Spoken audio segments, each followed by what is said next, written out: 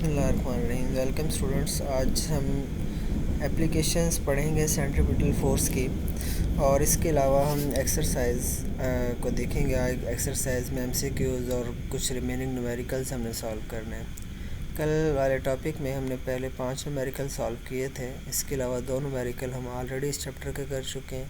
तो जो बाकी न्यूमेरिकल हैं 3 आज हम वो करेंगे और साथ में इसके एप्लीकेशंस और एक्सरसाइज डिस्कस करेंगे। तो सबसे पहले हम बात करते हैं एप्लीकेशंस की। लास्ट टाइम हमने पढ़ा सेंट्रीपिटल फोर्स, कोई ऐसी फोर्स जो ऑब्जेक्ट्स को सर्कल में मूव करवाती है, सेंट्रीपिटल फोर्स कहलाती है, और इसकी डायरेक्शन जो है वो towards centre of earth, towards centre होती है। ये मौसम अब इसमें क्या है, सबसे पहले जो है वो है banking of road. Banking of road का क्या मतलब है, पहले हम रोड की बात कर लेते हैं। बैंक किनारे को कहते हैं ना जैसे। तो बैंकिंग ऑफ रोड का मतलब ये होता है कि आउटर एज जो है, रोड्स के आउटर एज को थोड़ा ऊंचा कर दिया जाता है।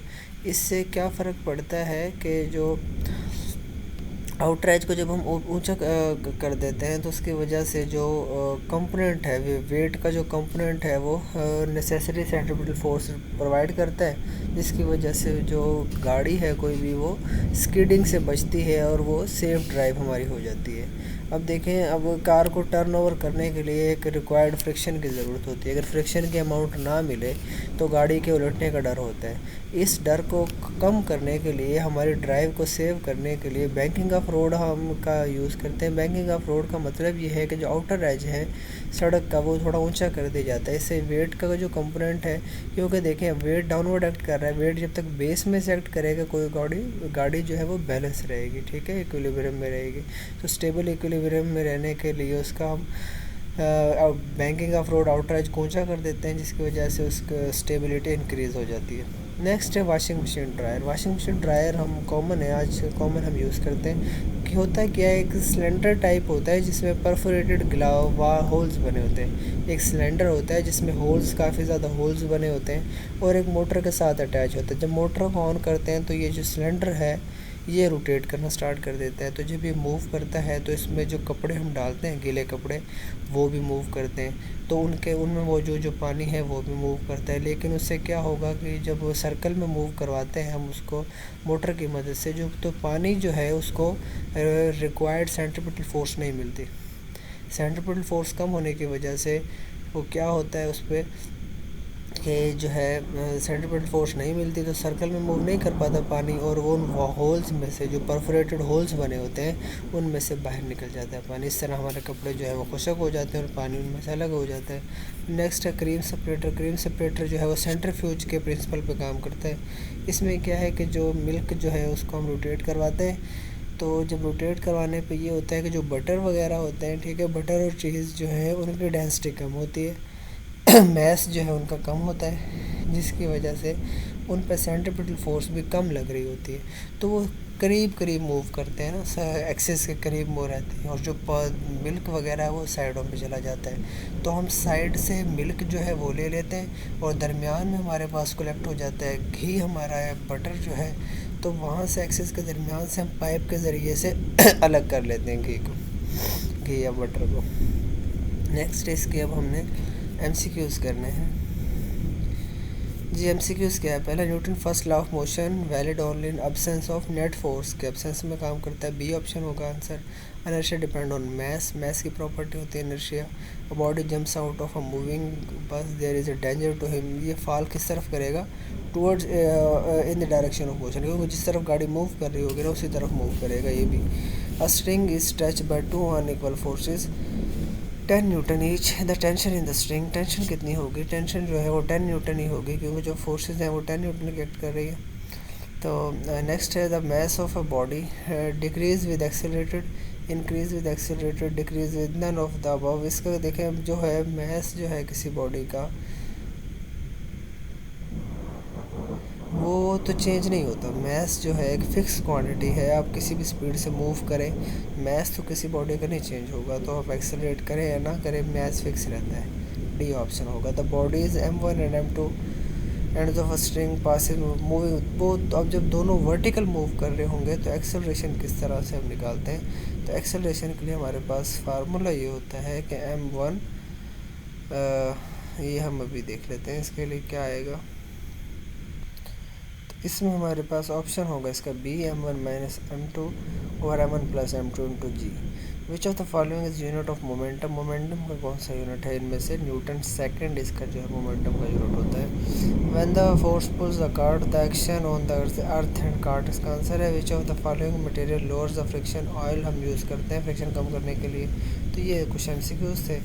और इसके बाद ये शॉर्ट क्वेश्चंस जो हैं इनका आंसर हम तकरीबन पढ़ चुके हैं। तो ये अपने शॉर्ट क्वेश्चंस के आंसर इनके शॉर्ट आंसर्स आपने तैयार कर लेने। उसके बाद कुछ प्रॉब्लम्स हैं, तो पहली 5 जो न्यूमेरिकल हैं वो हम सॉल्व कर चुके हैं। 6 और 7 अब क्या है। 6 में क्या होगा, 6 में हम जस्ट एक्सेलरेशन निकालने के लिए ये फार्मूला यूज़ करेंगे m1 minus m2 over m1 plus m2 into g. m1 की जो वैल्यू है वो गिवन है हमें, m1 52 है, m2 48 है, तो दोनों मैसेज गिवन है। तो इजीली हम फार्मूला यूज़ करके एक्सेलरेशन और टेंशन निकालेंगे, और ये हम ऑलरेडी कर चुके हैं। इस तरीके से 3.7 भी हम कर चुके हैं।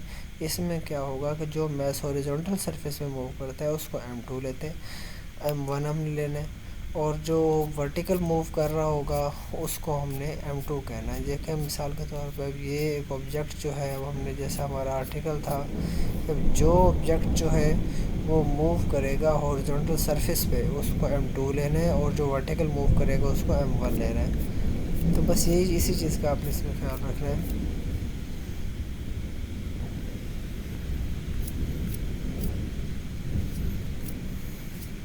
नेक्स्ट 3.8, 9 और 10 जो न्यूमेरिकल हैं ये हम अभी सॉल्व करते हैं।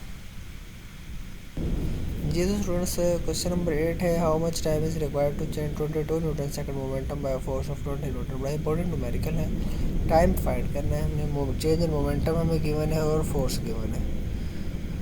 तो अब अगर देखा जाए तो हमें गिवन डाटा में क्या क्या चीज़ें गिवन है। हमें चेंज इन मोमेंटम गिवन है, डेल पी और अप्लाइड फोर्स गिवन है हमें। उसके अलावा हमें फाइंड क्या करना है, टी की वैल्यू, टाइम फाइंड करना है हमने सोल्यूशन। तो F is equal to delta P over T.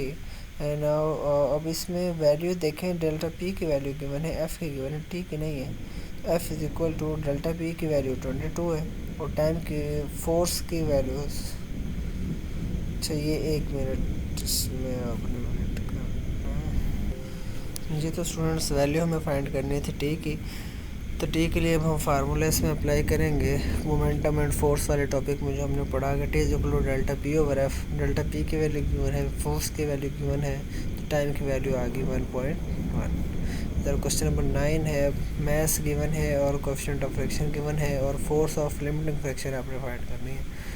तो अब इसमें एफ़ इज़ इक्वल टू होता है एफ़ म्यू एम जी की वैल्यू अब हमने लिखी, म्यू की वैल्यू 0.6 है, उसकी 0.5 है। इस तरह जी की वैल्यू पुट के तो फोर्स आ गई 30 न्यूटन। इस तरह क्वेश्चन नंबर 10 में देखें हम क्या है, मैस गिवन है,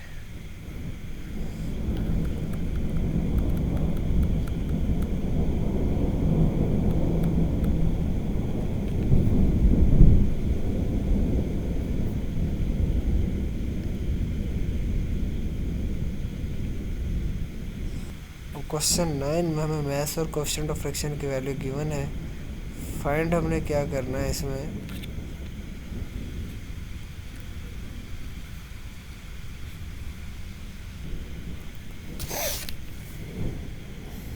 तो इस तरीके से फोर्स की वैल्यू जो है हम वो फाइंड करेंगे। तो फोर्स के लिए हम फार्मूला अप्लाई कर देंगे यहाँ पे। तो फार्मूला जब हमने अप्लाई किया तो फार्मूला क्या होता है, physical to mu m g, तो इसमें वैल्यूज़ पुट करते जाएं। फोर्स की वैल्यू आ गई 30 न्यूटन। क्वेश्चन नंबर 10 में हमें जो है गिवन क्या क्या चीज़ें हैं, मैस गिवन है, रेडियस गिवन है 50 सेंटीमीटर, उसको मीटर में कन्वर्ट किया, इलास्टिक गिवन है। फाइंड क्या करना है, सेंट्रीपिटल फोर्स। एफ सी का फार्मूला होता है m² ओवर आर। मैस की वैल्यू हमें गिवन है 0.5। वी की वैल्यू देखें, वी 3 मीटर पर सेकंड स्पीड है ना, तो 3 का स्केयर ले लिया, divide by R, R 0.5। F C की वैल्यू आ गई 9 न्यूटन। तो ये न्यूमेरिकल थे, इसके जो रिमेनिंग न्यूमेरिकल रह गए थे। तो तब का 3rd चैप्टर जो है वो कंप्लीट हो गया है। और ठीक है, इसकी अब अच्छे से तैयारी करें क्योंकि इसका टेस्ट भी होना है जुमेरात वाले दिन। तो बाकी जो क्वेश्चंस रहते हैं जो आपको नहीं समझ आते, ठीक है, वो आप बुक से देखें, शॉर्ट आंसर जिनके याद करने बुक में आपको उनके सब के आंसर्स मिल जाएंगे। ओके बच्चों, बेस्ट ऑफ लक, अल्लाह हाफिज़।